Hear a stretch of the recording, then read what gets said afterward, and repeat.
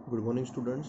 आज हम लोग देखने वाले हैं लाइन्स एंड एंगल्स, जो हमें 9th में लेसन दिया हुआ है लाइन्स एंड एंगल।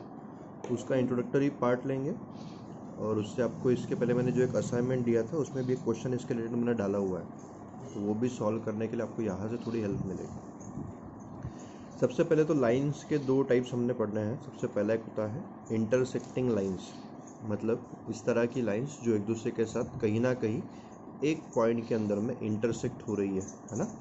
जैसे आप यहाँ पे देख पा रहे होंगे, लाइन L और लाइन M दोनों भी एक पॉइंट के अंदर इंटरसेक्ट हो रही है एट पॉइंट O, है ना। यहाँ पे अगर P और Q लाइन की बात की जाए तो दिखने में तो मुझे ये कहीं भी इंटरसेक्ट होते हुए नहीं दिख रही है ना। बट अगर मैं इसको आगे इस तरह से एक्सटेंड करूँ इन दोनों लाइंस को, तो हमें मालूम पड़ता है कि एक पॉइंट में जाके कहीं ना कहीं वो इंटरसेक्ट करेगी, है ना। तो इस तरह की लाइन को भी हम इंटरसेक्टिंग लाइन ही बोलते हैं। आए समझ में? एक्चुअल में आपको मीट होते हुए दिख रहे हैं दो लाइंस, तो भी आपके वो इंटरसेक्टिंग लाइंस होंगे।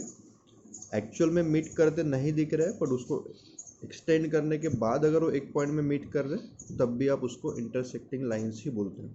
आए समझ में? इसके अलावा एक और टाइप होता है, उसको बोला गया है पैरेलल लाइंस। पैरेलल लाइंस मतलब क्या? ऐसी दो लाइन जो आपको एक्चुअल में मीट करते हुए नहीं दिख रही है और उसको एक्सटेंड करने के बाद भी वो कभी भी मीट नहीं करेगी। जैसे ये दो लाइन्स है, इसको मैं कितना भी सामने एक्सटेंड कर लूँ वो एक दूसरे के साथ पैरेलल ही चलेगी, वो एक दूसरे को इंटरसेक्ट नहीं करेगी। और इसीलिए मैं इस लाइन को क्या बोलता हूँ? Parallel lines. अभी हमने देखा पैरेलल लाइन्स क्या होती है। अभी हम उसके रिलेटेड कुछ एंगल्स भी पढ़ने वाले हैं ना। जैसे मेरे पास में यहाँ पे एक लाइन है, लाइन L, और एक दूसरी लाइन है लाइन M। ये दोनों लाइन एक दूसरे के साथ में पैरेलल है, दिख रही है आपको।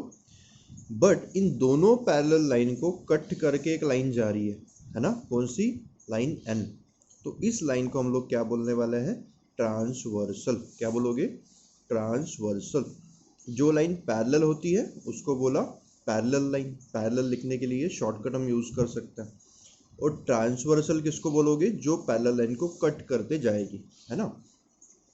तो यहाँ पे मैंने आपको एक क्वेश्चन पूछा था, इसी तरह से कुछ एक डायग्राम दी थी, करस्पॉन्डिंग एंगल पूछे थे आपको, अल्टरनेट इंटीरियर एंगल्स पूछे थे, अल्टरनेट एक्सटीरियर एंगल पूछे थे, और उसके बाद interior angles on the same side of transversal. तो इन सब के बारे में मैं आपको यहाँ पे थोड़ा डिटेल में बताने वाला हूँ कि कैसे आप पहचानोगे कौन सा एंगल करस्पॉन्डिंग है और कौन सा एंगल, मतलब अलग अलग डिफरेंट एंगल्स को कैसे पहचानना, वो यहाँ से आप समझ सकोगे, है ना।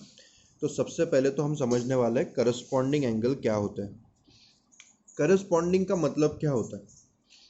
पैरेलल लाइन और ट्रांसवर्सल के कारण एक किसी सिंगल पोजीशन के ऊपर जो एंगल बन रहा है, उसी सेम पोजीशन पे दूसरे पैरेलल लाइन के पास कौन सा एंगल बनता है। ठीक है, इसको देखते फिर समझ में आएगा। जैसे फॉर एग्जांपल मेरे पास दो पैरेलल लाइन है, एक है L, एक है M। L के ऊपर और M के ऊपर इसी ट्रांसवर्सल के कारण सेम पोजीशन पे कौन सा एंगल बनता है। जैसे फॉर एग्जांपल ये जो मेरा L है और ये लाइन N है, तो L और N के कारण राइट हैंड साइड में ये एक एंगल बन रहा है, दिखा आपको, लाइन L के ऊपर और N के राइट में, है ना। लाइन L के ऊपर और N के राइट में जो एंगल बना, इसका करस्पॉन्डिंग कौन सा एंगल होगा? ये वाला। कैसे?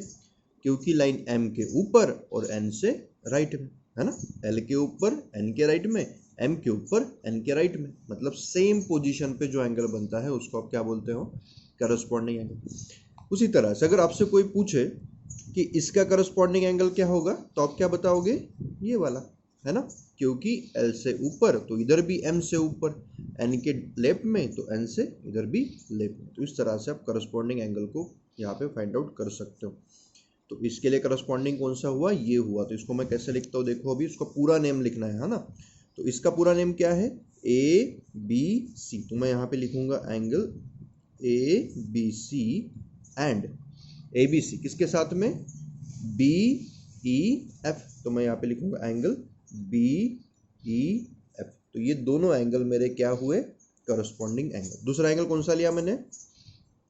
ABD। तो मैं यहाँ पे लिखूंगा एंगल ABD। ये किसके साथ में करस्पॉन्डिंग है?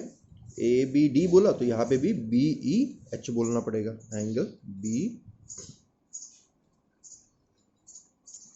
तो दो एंगल हमने देख लिए यहाँ पे। इसके बाद और कोई करस्पॉन्डिंग एंगल है क्या यहाँ पर? तो बिल्कुल है। देखो ये नीचे वाला एंगल देखोगे, पैरेलल लाइन के ऊपर के दोनों एंगल देख लिए, पैरेलल लाइन के नीचे भी तो दो एंगल है ना। एक एंगल बनेगा आपका डी बी ई, है ना, angle D B E. D B E किसके साथ में होगा? डी बी ई होगा एच ई जी के साथ। तो मैं लिखूंगा यहाँ पे एच ई जी के साथ। कैसे? क्योंकि ये इसके लेफ्ट में है डी बी ई वाला एंगल और इससे नीचे है, तो इसके भी लेफ्ट में होना चाहिए और इसके नीचे होना चाहिए। वो आपके हो जाएंगे parallel angles, parallel corresponding angles. Same आप इस एंगल को भी ले सकते हो। ये किसके साथ में होगा? इस एंगल के साथ। तो क्या नाम लिखोगे? C B E, angle C B E and angle F E G, F E G. तो इस तरह से हमने यहाँ पे 1 2 3 4 पेयर हमने फाइंड आउट करी है जो करस्पॉन्डिंग एंगल्स की पेयर है ना। इसके बाद हमने देखना है अल्टरनेट इंटीरियर एंगल। तो आई होप आपको ये करस्पॉन्डिंग एंगल वाला टॉपिक तो समझ में यहाँ से आ चुका होगा, है ना। अभी हम जो नेक्स्ट टॉपिक देख रहे हो कौन सा है? Alternate interior angle. अल्टरनेट का मतलब क्या होता है वो पहले समझते हैं, फिर इंटीरियर का मतलब क्या होता है उसको समझते हैं। तो यहाँ पे देखो, जैसे मेरे पास में भी ये दो लाइन मैंने बनाई और ये ट्रांसवर्सल बनाई।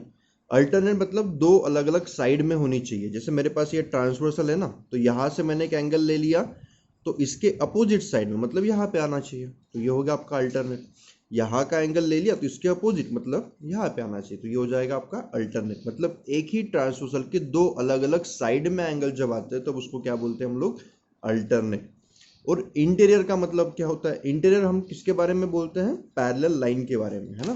तो यहाँ पे अल्टरनेट के लिए मैंने ट्रांसवर्सल को देखा, ट्रांसवर्सल के दो अलग अलग साइड में होने चाहिए। और इंटीरियर के लिए हम किसको देखेंगे? पैरेलल लाइंस को, मतलब पैरेलल लाइन के बीच में होने चाहिए। तो ये एक लाइन है और ये एक लाइन है, देखो इनके बीच में है ना, ये है ना, ये वाला भी एंगल और ये वाला भी एंगल इन दोनों के बीच में है, और ये दोनों एंगल्स भी इन दोनों के बीच में है। तो ये एंगल्स कौन से हो गए? अल्टरनेट इंटीरियर एंगल, ठीक है। तो देखो यहाँ पे कौन से बनेंगे?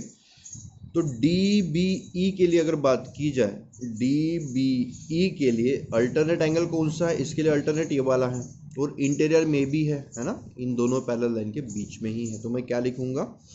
एंगल, देखो D B E and angle D B E के साथ कौन सा आ रहा है? B E F. तो मैं यहाँ पे लिखूंगा बी ई एफ। इसके बाद ये इस साइड वाला एंगल इसके साथ में हो गया, अभी इस साइड का एंगल इसके साथ में होगा, मतलब angle E B C and angle कौन सा आएगा? ई बी सी के लिए कौन सा आना चाहिए? ई बी सी है तो इसके लिए ये आना चाहिए, तो बी ई एच। बस यहाँ पे दो ही पेयर हमें मिलेगी अल्टरनेट इंटीरियर एंगल की। इसके बाद एक क्वेश्चन है अल्टरनेट एक्सटीरियर एंगल क्या होता है, तो उसको भी समझना चाहिए। अल्टरनेट में चाहिए मतलब ट्रांसवर्सल लाइन के अलग अलग साइड में, बट एक्सटीरियर में मतलब इन पैरेलल लाइन के बाहर होना चाहिए। जैसे अगर मैं इस एंगल की बात करूं, है ना, इनको दो सर्कल से मैंने रिप्रेजेंट करा कि ये जो एंगल है ये है मेरा अल्टरनेट एंगल है, तो इसका अल्टरनेट कौन सा बनेगा? ये वाला बनेगा, देखो, है ना। अल्टरनेट भी और एक्सटीरियर में भी है, मतलब ट्रांसवर्सल के अपोजिट साइड में है और इन पैरेलल लाइन के बाहर है, तो इसको क्या बोलोगे? बाहर है मतलब एक्सटीरियर। अंदर होते तो मैंने क्या बोला होता उसको? इंटीरियर, है ना। इसी तरह से इस ये एंगल के साथ कौन सा एंगल होना चाहिए? ये वाला। तो अल्टरनेट एक्सटीरियर एंगल के हमारे पास दो पेयर यहाँ से आएंगे, है ना। तो वो भी मैं लिख देता हूँ। जैसे तो यहाँ पे कौन सा लेना पड़ेगा? A B D, angle A B D, और इसके साथ में ए बी डी के साथ कौन सा आएगा? G E F, G E F. Same आप ए बी सी के साथ कौन सा लोगे? G E H, A B C and A B C के लिए इसके लिए कौन सा? ये एच ई जी, एच ई जी, है ना। तो इस तरह से हमने दो पेयर फाइंड आउट करी। दो थी हमारी अल्टरनेट इंटीरियर एंगल की और 2 है अल्टरनेट एक्सटीरियर एंगल। कभी एक बचा हुआ है, ये नाम से आपको सब पता चल जाता है, interior angle on same side of transversal. तो यहाँ पे अल्टरनेट एंगल की बात नहीं हो रही, यहाँ पे एंगल कौन से होने चाहिए हमारे, इंटीरियर, मतलब 2 पैरेलल लाइन के बीच में होने चाहिए, बट सेम साइड में, मतलब ये वाला एंगल और ये वाला एंगल है ना, ट्रांसवर्सल के एक ही साइड में है और इन दोनों के बीच में है। उसी तरह से ये वाला एंगल और ये वाला एंगल ट्रांसवर्सल के एक ही साइड में है और इंटीरियर में है ना। तो यहाँ से आप कौन सा लिखोगे फिर, DBE एंड DBE, इसके साथ सेम साइड में, मतलब इधर कौन सा एंगल है, HEB है। ये ऊपर वाला ले सकते क्या हम लोग, नहीं ले सकते, क्यों, क्योंकि ये सेम साइड में नहीं है। हाँ सेम साइड में तो है बट इंटीरियर में नहीं है। तो हमें क्या चाहिए, सेम साइड में भी चाहिए और इंटीरियर में भी चाहिए, मतलब पैरेलल लाइन के बीच में और एक ही साइड में। तो यहाँ पे DBE और HEB होगा। उसी तरह से CBE angle, CBE and CBE के साथ कौन सा आएगा, FEB। ठीक है, तो आई होप आपको ये समझ में आ गया होगा। तो यहाँ पे हमने चारों टाइप्स को कवर किया है, corresponding angle, alternate interior angle, alternate exterior angle और interior angle on same side of transversal. तो इन चारों चीज़ों को आप अच्छे से समझो। जो एक क्वेश्चन मैंने आपको असाइनमेंट में दिया है उसको सॉल्व करने के लिए आपको ये हेल्प करेगा, है ना।